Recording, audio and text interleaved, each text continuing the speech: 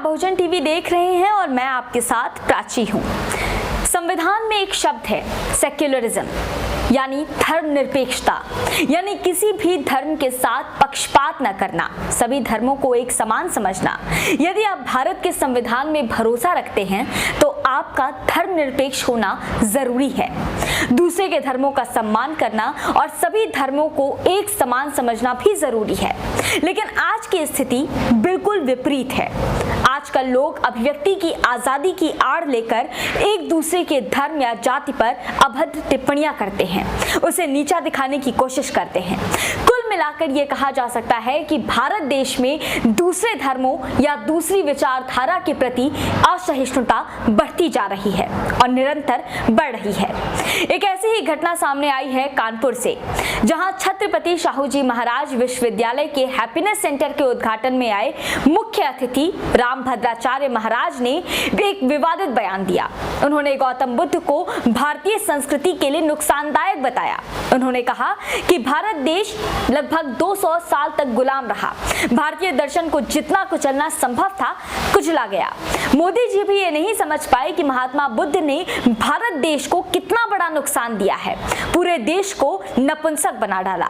चौंकिए मत, क्योंकि ऐसा पहली बार नहीं हुआ है जब किसी धर्म विशेष को यूं अपमानित किया गया हो। इसके पहले भी ऐसी बहुत सी घटनाएं आपको अखबारों में मिल जाएंगी। लेकिन सवाल यह है कि जिन महापुरुषों ने भारत देश को गौरवान्वित किया, न केवल देश बल्कि पूरे विश्व को ज्ञान दिया, खासतौर से गौतम बुद्ध की अगर बात करें तो गौतम बुद्ध ने धर्म को पहली बार वैज्ञानिक पटल पर समझाया। इसके पहले तक धर्म अंधविश्वास था, लेकिन गौतम बुद्ध ने धर्म को वैधता और अंधविश्वास को पीछे छोड़ दिया। उनका कहना था कि धर्म ही जीवन का परम सत्य है। ऐसे महापुरुष जो भारत देश के रत्न हैं, जिनकी मौजूदगी, जिनका संदेश देश की गरिमा बढ़ाता है, ऐसे महापुरुषों के अपमान करने वालों के खिलाफ कार्रवाई क्यों नहीं की जाती? क्या भारत के संविधान का इसे उल्लंघन नहीं माना जाएगा? इस घटना पर संज्ञान लेते हुए बौद्ध भिक्षु सुमित रतन ने भी रामभद्राचार्य से सार्वजनिक तौर पर माफी मांगने का आग्रह किया है। जाहिर तौर पर गौतम बुद्ध के अनुयायियों में इस बात को लेकर काफी रोष नजर आ रहा है। सम्मानित मुल्क के मालिकों, मैं बौद्ध भिक्षु सुमित रतन, जैसा कि पूरा देश, पूरी दुनिया जानती है कि अभी एक दिन पहले हिंदू धर्म के बहुत बड़े संत, जिनको जगत गुरु की उपाधि दी गई है, जिनको पद्म श्री पद्म भूषण सम्मान दिया गया है, उन्होंने अपने मानसिक विकलांग होने का परिचय दिया। हालांकि वो शारीरिक विकलांग पहले से ही हैं। उन्होंने भाषण देते समय कानपुर विश्वविद्यालय में तथागत भगवान बुद्ध को अपमानित किया, उनकी घोर निंदा की और उनके दर्शन की वजह से भारत नपुंसक हो गया है, ऐसा कहकर के बुद्ध के दर्शन को, उनके अनुयायियों को जलील करने का प्रयास किया है। एक तरफ ये कहते हैं कि बुद्ध हमारे अवतार हैं और एक तरफ अपमान करने से भी नहीं चूकते। एक तरफ ये कहते हैं कि पूरा देश भारत हिंदुओं का है और दूसरी तरफ संतों, गुरुओं, महापुरुषों का अपमान भी ये बार बार करते हैं। बाबा जी, आपने अपनी ऐतिहासिक परिचय का परिचय कराया है और आपने जो भी बोला है, इससे आपकी मानसिकता, आपकी सोच और आपकी बुद्धिमत्ता झलकती है। आपने करोड़ों बौद्धों का, करोड़ों बुद्ध के अनुयायियों का अपमान किया है। मैं अपील करता हूं एज ए बौद्ध भिक्षु होने के नाते कि आप 2 दिन में सामूहिक देश भारत के बौद्धों से माफी मांगिए, नहीं तो हम लोग प्रत्येक थाने में आपके खिलाफ FIR कराएंगे। प्रत्येक डिस्ट्रिक्ट लेवल पर राष्ट्रपति को संबोधित करते हुए ज्ञापन देंगे और जगह जगह आपके पुतले फुकवाएंगे, क्योंकि आप इसी के लायक हैं। हालांकि पूरी दुनिया जानती है कि तुम्हारी संस्कृति क्या, तुम्हारा दर्शन क्या है, तुम्हारा धंधा क्या है।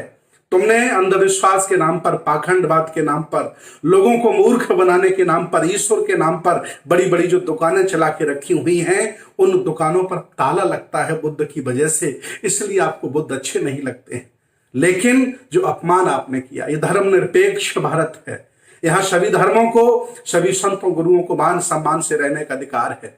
आपने जो कुछ किया है बहुत गलत किया है। स्वामी जी, मेरी अपील है, मैं 3 बार ट्राई कर चुका हूं आपके मोबाइल नंबर, आपके कभी पीआरओ फोन उठाते हैं, कभी प्रोफेसर फोन उठाते हैं। मैंने चित्रकूट के डीएम से भी वार्ता करने का प्रयास किया है कि बाबा जी से कह दो कि वो माफी मांग लें, नहीं तो तुम्हारा विश्वविद्यालय भी हम घेरेंगे और कहीं तुम्हें निकलने नहीं देंगे। भूल जाइएगा कि कोई बुद्ध का अनुयायी नहीं रहा। देश भारत में चप्पे चप्पे पर बुद्ध के अनुयायी रहते हैं। यह देश बुद्ध का है, यह देश बनाया बुद्ध ने है। इस देश को सोने की चिड़िया बुद्ध की वजह से कहा गया है।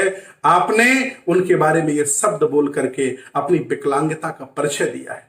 बाबा जी सुधर जाओ, नहीं ये देश के लोग आपको माफ नहीं करेंगे। मैं थूकता हूं तुम पर, तुम्हारी सोच पर और तुम्हारी ये तौर तरीकों पर कि तुमने किस तरह से बुद्ध पर लांछन लगाया और बुद्ध को कहा। मैं बता दूं, दुनिया में दो ही तरह के लोग हैं। एक वो हैं जो ईश्वरवादी हैं, जो परजीवी हैं, दूसरों पर आश्रित रहते हैं, भय का भूत बनाकर, भगवान का भूत, ईश्वर का भूत बनाकर के लोगों को ठगते हैं। और दूसरे वो लोग हैं जो विकास पर विश्वास करते हैं। वो ये नहीं मानते हैं कि दुनिया किसी ने बनाई है, वो ये मानते हैं कि दुनिया का धीरे धीरे विकास हुआ है। बुद्ध भी यही मानते हैं कि दुनिया का धीरे धीरे विकास हुआ है। संसार परिवर्तनशील है। 1250 साल बुद्ध के दर्शन ने यहाँ शासन किया है। आज आपको मौका मिला है, सम्मान करिए, न हमको मौका मिलेगा फिर हम भी वही करेंगे। हालांकि मेरे संस्कार, मेरी संस्कृति, मेरा दर्शन ये इजाजत नहीं देता कि अगर कुत्ता काट ले तो कुत्ते को हम काटें। आपने कहकर के अपना परिचय दे दिया, मैं कुछ भी ऐसा नहीं बोलूंगा जो आपको बुरा लगे, लेकिन बहुत आघात लगा है, बहुत बुरा लगा है। पूरी दुनिया के बौद्ध, मानवता प्रेमी, विज्ञानवादी बहुत दुखी हैं, बहुत चिंतित हैं। शर्म अगर आ रही हो तुम्हें और तुम्हारे लोगों को तो माफी मांग लीजिए, कार्रवाई रोक दी जाएगी। बहुत बहुत धन्यवाद।